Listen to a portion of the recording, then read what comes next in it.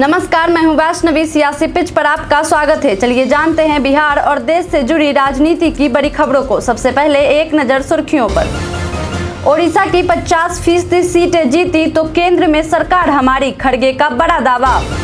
चिराग पासवान ने की के पाठक पर कार्रवाई करने की मांग। अंतरिम जमानत को 7 दिन बढ़ाने की केजरीवाल की याचिका सुप्रीम कोर्ट ने की खारिज। अरविंद केजरीवाल क्यों जा रहे हैं जेल, अमित शाह ने दिया जवाब।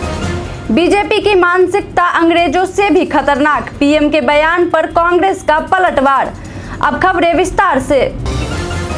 चिराग पासवान ने की के पाठक पर कार्रवाई करने की मांग। बिहार में प्रचंड गर्मी के कारण सरकारी विद्यालयों में कई बच्चों के बेहोश होने की खबर भी सामने आई है, जिसे लेकर विपक्ष सरकार पर हमलावर है।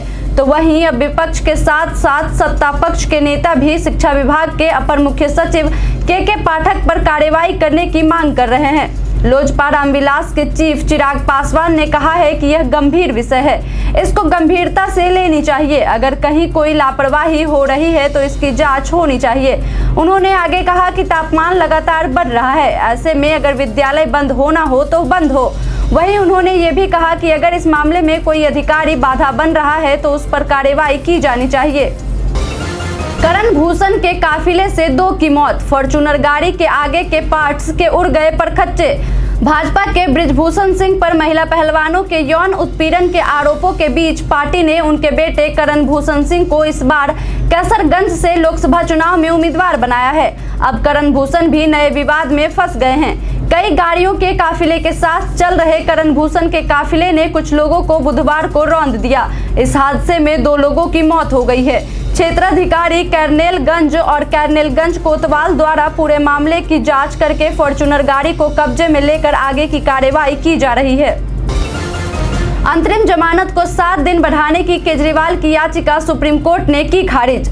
सुप्रीम कोर्ट रजिस्ट्री ने बुधवार को दिल्ली के मुख्यमंत्री अरविंद केजरीवाल की स्वास्थ्य आधार पर अंतरिम जमानत को 7 दिन बढ़ाने की याचिका को तत्काल सूचीबद्ध करने से इनकार कर दिया है। 28 मई को आम आदमी पार्टी के राष्ट्रीय सुप्रीमो ने सुप्रीम कोर्ट में मामले को तत्काल सूचीबद्ध करने की मांग की थी। केजरीवाल ने अपने अचानक और अस्पष्टीकृत वजन घटने, साथ ही उच्च कीटोन स्तर के मद्देनजर पीईटी, सीटी स्कैन सहित कई मेडिकल टेस्ट कराने के लिए अपनी अंतरिम जमानत को 7 दिनों के लिए बढ़ाने की मांग की है, जो किडनी, गंभीर हृदय संबंधी बीमारियों और यहां तक कि कैंसर का संकेत है।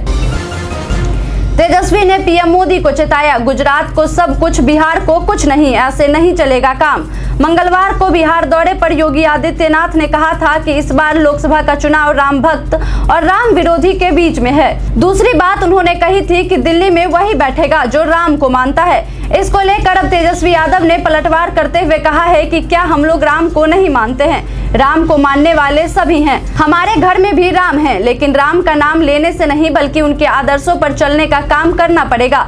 तेजस्वी यादव ने आगे कहा कि ये लोग सिर्फ बेकार की बात कर रहे हैं, यह मुद्दा नहीं है, असली मुद्दा बेरोजगारी है। उन्होंने आगे कहा कि बिहार ने उन्हें गुजरात से भी अधिक सांसद दिए, पर गुजरात को सब कुछ दिया और बिहार को कुछ नहीं दिया, ऐसे नहीं चलेगा काम। अरविंद केजरीवाल क्यों जा रहे हैं जेल, अमित शाह ने दिया जवाब। केंद्रीय गृह मंत्री अमित शाह ने बड़ा दावा किया है। उन्होंने कहा कि दिल्ली में कांग्रेस और आम आदमी पार्टी के साथ मिलकर चुनाव लड़ने के बाद भी हम 7 सीट पर जीत हासिल करेंगे। वहीं अरविंद केजरीवाल द्वारा जेल भेजने के आरोपों के जवाब में अमित शाह ने TV9 भारतवर्ष से बात करते हुए कहा, मुझे लगता है कि अरविंद केजरीवाल को ये सोचना चाहिए कि वो जेल क्यों जा रहे हैं और अपने उत्तराधिकारी के बारे में विचार करना चाहिए। हमें क्यों कोई खतरा होगा। अमित शाह ने आगे कहा, एक जमाने में इंदिरा गांधी ने 1,30,000 राजनीतिक कार्यकर्ताओं को जेल में भेज दिया था, लेकिन इससे कोई खत्म नहीं हुआ। खत्म आरोप लगाने से नहीं, लेकिन वादा खिलाफी से होता है। चीन को लेकर मणिशंकर अय्यर के बयान पर भड़की बीजेपी। कांग्रेस नेता मणिशंकर अय्यर के 1962 में हुए चीन के आक्रमण के लिए कथित शब्द का इस्तेमाल करने को लेकर बीजेपी ने निशाना साधा है। बीजेपी की ओर से प्रेस कॉन्फ्रेंस करते हुए गौरव भाटिया ने कहा कि 43,000 स्क्वायर किलोमीटर की भारत की भूमि जवाहरलाल नेहरू के समय में चीन ने कब्जा ली थी। ये जमीन अभी भी चीन ने कब्जाई हुई है। मणिशंकर अय्यर ने चीन को क्लीन चिट दे दी। ऐसा क्या राहुल गांधी की सहमति के बिना हो सकता है? चीन की बीन बजाना बंद कीजिए। गौरव भाटिया ने कहा, मल्लिकार्जुन खड़गे मामले में चुप्पी साधे हुए हैं। मणिशंकर अय्यर का बयान कांग्रेस के भारत विरोधी रुख को दिखाता है। पीएम मोदी के लिए मंदिर बनाएंगी ममता, भगवान के अवतार वाले बयान पर ममता का वार। हाल ही में प्रधानमंत्री मोदी ने एक इंटरव्यू के दौरान कहा था कि उन्हें भगवान ने एक उद्देश्य के लिए भेजा है। उनके इस बयान पर पश्चिम बंगाल की मुख्यमंत्री ममता बनर्जी ने तंज कसते हुए कहा है कि देवताओं को राजनीति नहीं करनी चाहिए, उन्हें दंगे नहीं भड़काने चाहिए। कोलकाता में एक रैली को संबोधित करते हुए ममता बनर्जी ने कहा, अगर प्रधानमंत्री मोदी खुद को भगवान मानते हैं तो वो उनके लिए एक मंदिर बनाएंगी ताकि वो वहां पर बैठ सके और देश को परेशान ना कर सके। लोकसभा चुनाव में बीजेपी को मिलेंगी कितनी सीटें, अनिल विज का बड़ा दावा। हरियाणा के पूर्व मंत्री अनिल विज ने दावा किया है कि केंद्र के साथ ही हरियाणा में भी बीजेपी की सरकार बनेगी। अनिल विज ने यह भी कहा कि प्रधानमंत्री नरेंद्र मोदी आसानी से 400 सांसदों के साथ सरकार बनाएंगे। वहीं कांग्रेस के वरिष्ठ नेता भूपेंद्र सिंह हुड्डा ने यह दावा किया है कि कांग्रेस विजयी होगी। इस पर भी अनिल विज ने प्रतिक्रिया दी। उन्होंने कहा कि कार्यकर्ताओं का हौसला बढ़ाए रखने के लिए वह झूठ बोल रहे हैं। 10 सालों में चंडीगढ़ के लिए नहीं किए एक भी काम, मनीष तिवारी ने बीजेपी पर साधा निशाना। लोकसभा चुनाव के लिए चंडीगढ़ सीट से कांग्रेस उम्मीदवार मनीष तिवारी ने बीजेपी पर हमला बोला है। मनीष तिवारी ने कहा है कि बीते 10 सालों में बीजेपी ने चंडीगढ़ के विकास के लिए कुछ नहीं किया। 2019 में किए गए 56 वादों में से एक भी वादा पूरा नहीं किया गया। चंडीगढ़ में लोकतंत्र की हत्या की गई। मनीष तिवारी ने लोगों से अपील करते हुए कहा कि चंडीगढ़ की जनता से अनुरोध है कि ऐसे अनैतिक लोगों पर कभी भरोसा न करें। यह अपील इंडिया अलायंस की ओर से है। आखिरी चरण से पहले केजरीवाल का बड़ा बयान, कांग्रेस के साथ परमानेंट नहीं है रिश्ते। आखिरी चरण के मतदान से पहले इंडिया गठबंधन को लेकर दिल्ली के मुख्यमंत्री अरविंद केजरीवाल ने एक बड़ा बयान दिया है। उन्होंने कहा है कि कांग्रेस के साथ आम आदमी पार्टी का रिश्ता स्थायी नहीं है। इंडिया टुडे को दिए इंटरव्यू में आप संयोजक ने कहा, आपका कांग्रेस के साथ कोई स्थायी रिश्ता नहीं है। हमारा लक्ष्य फिलहाल बीजेपी को हराना और मौजूदा शासन की तानाशाही और गुंडागर्दी को खत्म करना है। इसके साथ ही उन्होंने ये भी उम्मीद जताई है कि 4 जून को सभी को चौंकाते हुए इंडिया गठबंधन सरकार बनाने जा रहा है। धन बल की राजनीति से सरकार गिराने की कोशिश, प्रियंका गांधी का बीजेपी पर हमला। कांग्रेस महासचिव प्रियंका गांधी वाड्रा ने केंद्र सरकार पर निशाना साधा। प्रियंका गांधी ने बुधवार को कहा कि कोरोना के बाद काम और पर्यटन पर असर पड़ा। उन्होंने कहा कि जब कोरोना खत्म हुआ तो लोगों पर जीएसटी ठोक दी और धीरे धीरे देश की सारी संपत्ति उनके बड़े बड़े खरबपति मित्रों को दे दी। एबीपी न्यूज से खास बातचीत में उन्होंने कहा कि पूरे देश में बदलाव का माहौल है। जनता बीजेपी की राजनीति से ऊब चुकी है और हिमाचल में धनबल से सरकार को गिराने की कोशिश की, इससे इनका नुकसान होगा। जनता को ये पसंद नहीं। हिमाचल प्रदेश में पोस्टल बैलेट माध्यम से अब तक कितनी हुई वोटिंग। हिमाचल प्रदेश में 7वें और आखिरी चरण में लोकसभा के चुनाव होने हैं। प्रदेश की सभी 4 लोकसभा सीट पर चुनाव के साथ 6 विधानसभा क्षेत्र में उपचुनाव हैं।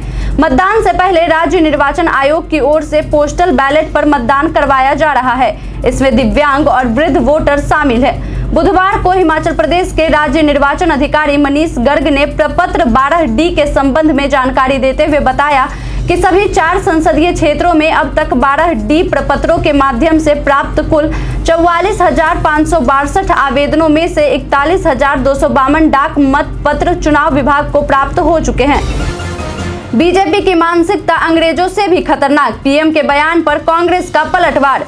पीएम नरेंद्र मोदी ने दुमका में चुनावी रैली के दौरान शुक्रवार के साप्ताहिक अवकाश के मुद्दे को उठाते हुए झारखंड की मौजूदा सरकार पर हमला बोला था। इस पर झारखंड की गठबंधन सरकार की घटक कांग्रेस का जवाब आया है। समाचार एजेंसी पीटीआई से बातचीत में इरफान अंसारी ने कहा, यह मुद्दा काफी पुराना है। आजादी के बाद से यहाँ पर यह चला आ रहा है, जहां 100% मुसलमान हैं, इसलिए नमाज के लिए शुक्रवार की छुट्टी दी गई थी। रविवार को वहां क्लास चलाया जाता था। 20 साल यहां बीजेपी ने राज चलाया, तब उन लोगों ने इसको बंद नहीं किया, तब इस मुद्दे को नहीं उठाया। उन्होंने आगे कहा कि जानबूझकर क्रिश्चियन और मुसलमानों को लड़ाना चाहते हैं। फूट करो और राज करो वाली इनकी नीति है। बीजेपी की मानसिकता अंग्रेजों से भी खतरनाक हो गई है। स्लीप डिस्क की वजह से रद्द हुआ अशोक गहलोत का चुनावी कार्यक्रम। राजस्थान के पूर्व मुख्यमंत्री और कांग्रेस नेता अशोक गहलोत को अचानक स्लिप डिस्क संबंधी परेशानी होने के बाद पंजाब में बुधवार को उनका चुनावी कार्यक्रम रद्द करना पड़ा। उनका चंडीगढ़ में बुधवार को एक प्रेस कॉन्फ्रेंस होना था। इसके साथ ही गढ़शंकर में कांग्रेस उम्मीदवार विजय इंदर सिंगला के समर्थन में एक पब्लिक रैली में शामिल होना था। वो इस कार्यक्रम को लेकर चंडीगढ़ पहुंच भी गए थे, लेकिन स्लिप डिस्क संबंधित दिक्कत की वजह से वो जयपुर लौट गए। पीएम मोदी के मेडिटेशन पर जयराम रमेश का तंज। पीएम मोदी 30 मई से 1 जून तक कन्याकुमारी का दौरा करेंगे। प्रधानमंत्री मोदी कन्याकुमारी से रॉक मेमोरियल जाएंगे और 30 मई की शाम से 1 जून की शाम तक ध्यान मंडपम में उसी स्थान पर दिन रात ध्यान करेंगे जहां स्वामी विवेकानंद ने ध्यान किया था। प्रधानमंत्री के इस दौरे को लेकर कांग्रेस नेता जयराम रमेश ने तंज कसा है। जयराम रमेश ने सोशल मीडिया हैंडल एक्स पर लिखा, सुना है कि प्रधानमंत्री 30 मई और 1 जून के बीच ध्यान के लिए कन्याकुमारी के विवेकानंद स्मारक जा रहे हैं। याद रखें कि राहुल गांधी ने 7 सितंबर 2022 को अपनी भारत जोड़ो यात्रा की शुरुआत की थी। अब वर्तमान प्रधानमंत्री उसी स्थान से अपनी रिटायर्ड लाइफ यात्रा की शुरुआत करने जा रहे हैं। किसानों का कर्जा माफ करेगी कांग्रेस, राहुल गांधी का बड़ा दावा। कांग्रेस नेता राहुल गांधी ने बुधवार को पंजाब के लुधियाना में एक रैली को संबोधित करते हुए किसानों से एक बड़ा वादा किया है। उन्होंने इंडिया गठबंधन की सरकार बनने के तुरंत बाद किसान कर्जा माफी आयोग बनाने की बात कही। राहुल गांधी ने किसानों की कर्ज माफी का ऐलान करते हुए कहा कि जैसे ही इंडिया गठबंधन की सरकार बनेगी हम किसानों का कर्जा माफ कर देंगे। उन्होंने कहा कि ठीक उसी तरह जैसे बीजेपी अरबपतियों का कर्ज माफ करती है। सासाराम में इंडिया गठबंधन के नेताओं ने तय की पीएम मोदी की विदाई की तारीख। सासाराम लोकसभा क्षेत्र के शिवसागर में बिहार सरकार के नेता प्रतिपक्ष तेजस्वी यादव ने कहा कि 4 जून के बाद जब उन लोगों की सरकार बनेगी तो सब कुछ ठीक ठाक हो जाएगा। उन्होंने लोगों से कहा कि आप लोग अपना मिजाज को टनाटन रखिए, तभी आप लोगों को नौकरी फटाफट मिलेगी। उनके साथ ही भाकपा माले के राष्ट्रीय महासचिव दीपांकर भट्टाचार्य भी शिवसागर पहुंचे। साथ ही विकासशील इंसान पार्टी के नेता मुकेश सहनी भी मौजूद रहे। सभी ने केंद्र सरकार पर जमकर हमला बोला तथा 4 जून को नरेंद्र मोदी की विदाई की तारीख तय कर दी। बता दें कि इस दौरान तेजस्वी यादव के कार्यकर्ताओं ने जमकर नारेबाजी भी की। आज थम जाएगा लोकसभा चुनाव के अंतिम चरण का चुनाव प्रचार। लोकसभा चुनाव के आखिरी चरण यानी 7वें चरण का चुनाव प्रचार आज गुरुवार को थम जाएगा। 7वें चरण में 1 जून को 8 राज्यों के 57 सीटों पर मतदान होना है। अंतिम चरण में 904 उम्मीदवार मैदान में हैं। पीएम मोदी सहित कई दिग्गजों की किस्मत का फैसला 1 जून को जनता ईवीएम में कैद करेगी। प्रधानमंत्री नरेंद्र मोदी वाराणसी लोकसभा सीट से मैदान में हैं। पटना सिटी में तेजस्वी की जनसभा तय। देश में हो रहे लोकसभा चुनाव का 7वां यानी अंतिम चरण का मतदान 1 जून को होने वाला है। आज चुनाव प्रचार का अंतिम दिन है। चुनाव प्रचार के अंतिम दिन नेता प्रतिपक्ष तेजस्वी यादव आज चुनाव प्रचार के लिए पटना सिटी के दीदारपुंजगंज के सोनामा के खानपुर में आ रहे हैं। मामले की जानकारी देते हुए राजद किसान प्रकोष्ठ के नेता अवधेश यादव ने बताया कि आज दोपहर 2 बजे तेजस्वी का कार्यक्रम निर्धारित है। तेजस्वी यादव सीधा हेलीकॉप्टर से लैंड करेंगे। इस दौरान पटना साहिब उम्मीदवार अंशुल अभिजीत एवं फतुहा विधायक रामानंद यादव भी मौजूद रहेंगे। ओडिशा की 5% सीटें जीती तो केंद्र में सरकार हमारी, खड़गे का बड़ा दावा। लोकसभा चुनाव के अंतिम चरण की वोटिंग से पहले कांग्रेस के राष्ट्रीय अध्यक्ष मल्लिकार्जुन खड़गे ने दावा किया है कि 4 जून के बाद पीएम मोदी को सत्ता से हटा दिया जाएगा। ओडिशा के बालासोर में एक जनसभा को संबोधित करते हुए मल्लिकार्जुन खड़गे ने कहा, 4 जून के बाद पीएम मोदी को सत्ता से हटा दिया जाएगा। एक तरफ सोनिया गांधी, जवाहरलाल नेहरू और इंदिरा गांधी जैसे लोग हैं जो ओडिशा से प्यार करते हैं, दूसरी तरफ पीएम मोदी जैसे लोग हैं जो ओडिशा को बदनाम करते हैं। अगर हम ओडिशा में 50% सीटें जीते तो हम केंद्र में सरकार बनाएंगे। महबूबा मुफ्ती की बेटी इल्तिजा ने पुलिस प्रशासन पर लगाए गंभीर आरोप। पीडीपी नेता इल्तिजा मुफ्ती ने बुधवार को अपनी मां और पार्टी अध्यक्ष महबूबा मुफ्ती के खिलाफ एफआईआर दर्ज किए जाने को बेहद दुखद बताते हुए इसे एक धमकी करार दिया है। इसके साथ ही उन्होंने राज्य पुलिस पर बड़ा आरोप लगाते हुए कहा कि पीडीपी कार्यकर्ताओं को आतंकवाद का समर्थन करने वाले बोलकर पुलिस उठा लेती है। उन्होंने कहा कि इसे बर्दाश्त नहीं किया जाएगा। प्रशासन की इस तरह की रणनीति पार्टी को सच बोलने से नहीं रोक पाएगी। अब बढ़ते हैं आज के सवाल की ओर। आज का सवाल है कि आपके अनुसार 7वें चरण के लोकसभा चुनाव में किस सीट पर कांटे की टक्कर देखने को मिल सकती है? आप अपना जवाब हमें हमारे कमेंट सेक्शन में लिखकर जरूर बताएं। आज के लिए इतना ही, धन्यवाद।